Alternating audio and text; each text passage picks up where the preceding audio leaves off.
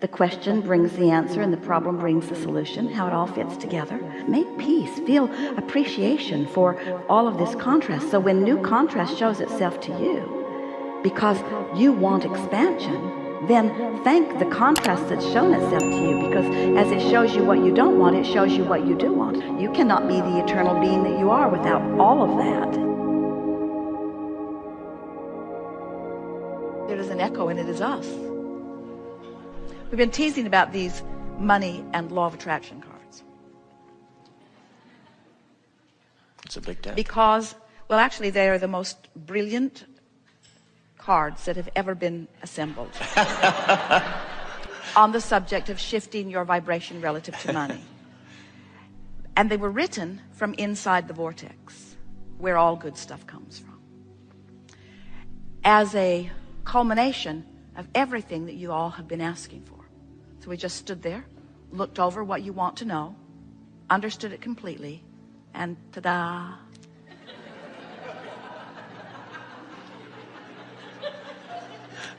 So, let's say you're standing outside the vortex and you've decided that you're going to use your ability to focus yourself into alignment. Okay. And things have not been going very well for you financially. And so, these cards, even the fact that they exist is annoying. Got it. But you bought them anyway with money that you do not have.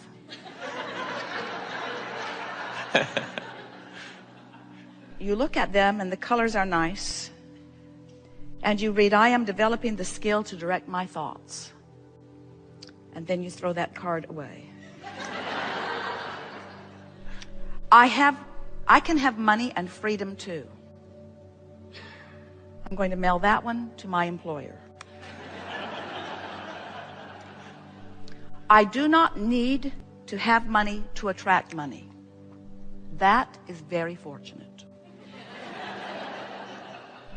I have control over the thoughts I think. I hate these cards.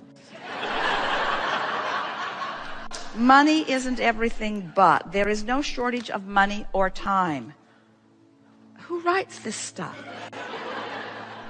I will praise success wherever I see it, and if I ever see it, I surely will.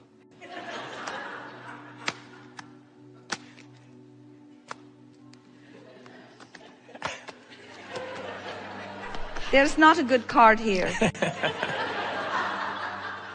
Because when you are crossways of the frequency of what you want, then hammering at it, trying to go specifically positive when you have just been feeling specifically negative, makes you dig in defiance and defense and justification and rationalization of where you are. And when you do that, you just practice the vibration that you didn't mean to practice, you see. So bring us around to where you are. In other words, what is it? Is there something specific that you want to talk about? Well, several things.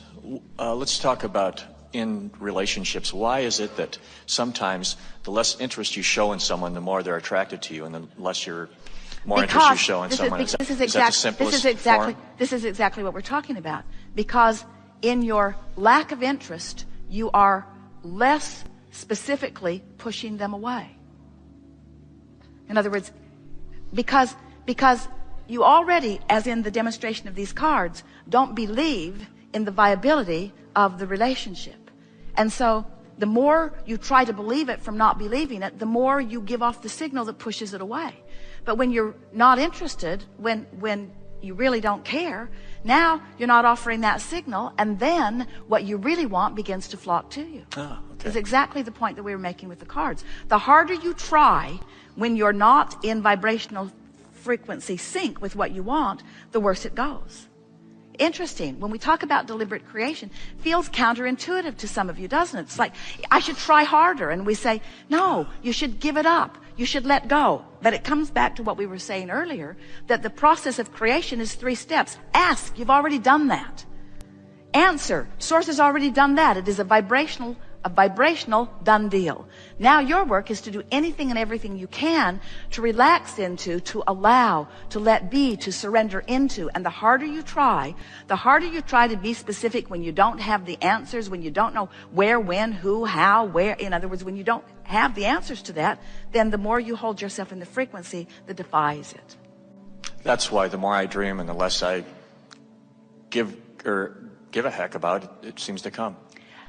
Well, I dream and it's, if I let it go. But imagine how delicious it could be to want something that isn't painful, to want it even though it hasn't come, to want it with the general knowledge that it will someday be there, and to be satisfied with that general knowledge that it will someday be there until you allow the specifics of it to begin to show themselves to you. So there's a difference between just saying, I don't want those grapes because they're sour anyway. Yeah. There's a difference between saying, I don't want it, because the truth of it is, you do want it. You do want it. You can't give up on your dreams. And to say you're not dreaming those dreams anymore is not accurate at all. You cannot cease to want what you want, but you can choose your vibrational position to it by railing against the absence of it or by surrendering to the presence of it. And what you're talking about is part of that process. In other words, it's part of the letting go of the details of it. Exactly, yeah. Perfect words that you've offered, yes. Thank you. Yes. Something more? No, that's enough. Very good. Thanks.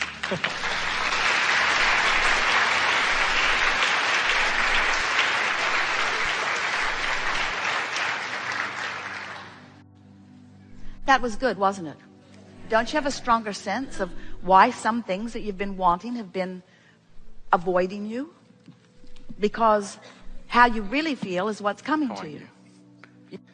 I'm really thankful to that gentleman, because I'm going to cover a lot of things he actually just asked. He set it right up for you. Last year somebody went first, and I got kind of caught up in going first this year, but I knew it was perfect because I knew I was perfect to go right after him once he started bringing up his subjects. Good. Your time is up.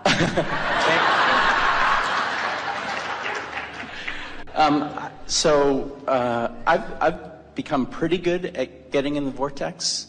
How do you know? Because of the way I feel, and I know that my inner being is always communicating with me. So what's the first manifestational indicator that you're in the vortex?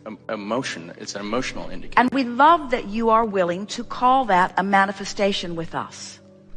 That feeling in my belly is a manifestation. It's a manifestational indicator that I'm in the vortex. What would be a logical next manifestation indication that you're in the vortex? Actually, that was my question. That was it. Right. That was it. In other words, that was it. You had a question that was answered without you. In other words, we posed the question that was in your mind. That's a manifestational indicator. And what we were going to say, it's a thought that occurs. In other words, no words were exchanged, but the thought is the indicator. Right. And don't you think that was pretty good, that we are tracking right there on the Yes. same wavelength? Exactly, you see? It's a manifestational indicator. So first it's a feeling, then thoughts begin to occur to you, then people begin to walk into your space and offer words, then you begin to see things. In other words, the manifestations just become prolific all around you as indicators that you are in the vortex.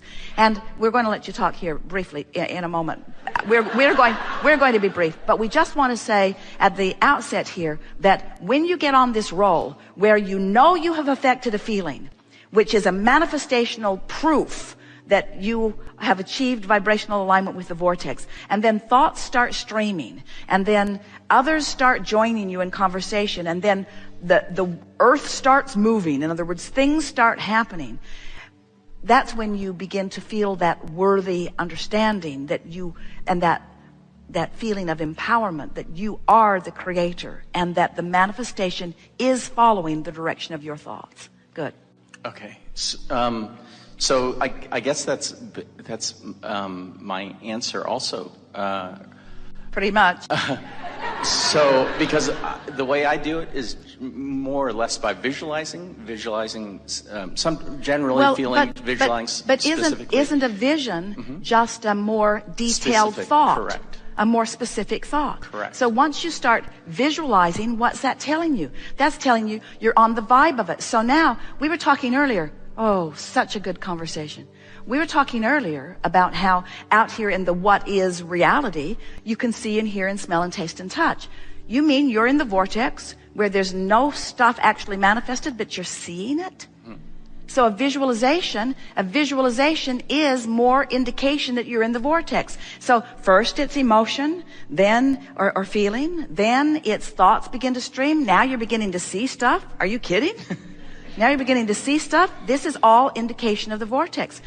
Wonder what'll come next. Right. So I was listening to So are you in the vortex visualizing, feeling, and then comparing, where is it? I feel it. Where is it? I feel it, and then slowing it down? Or are you basking in the deliciousness of the feeling that's getting more and more detailed until the details begin to show up in concrete manifested form? So that's my next question. So I just continue to do it. We're really enjoying how your next question keeps following our next answer. In other words, you're manifesting all over the place. In other words, this is that, can't you see that track on that, can't you just see it? You're in the vortex and it's just looping around and giving you another reason and another reason and another reason. And so the next step is just, continue until physical translation happens. But is it a step?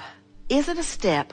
Or is it so much the next logical thing that you don't even need to call it a step? Right. The next awareness, the next observation, the next feeling, the next awareness is the best word. The next manifestation, the next reality, the next observation. And it's obvious. Whenever it comes, it'll be obvious. Well, we think it's been pretty obvious here this morning. I agree. Don't you? Thank you. Yeah, I get it. Good time for a segment of refreshment.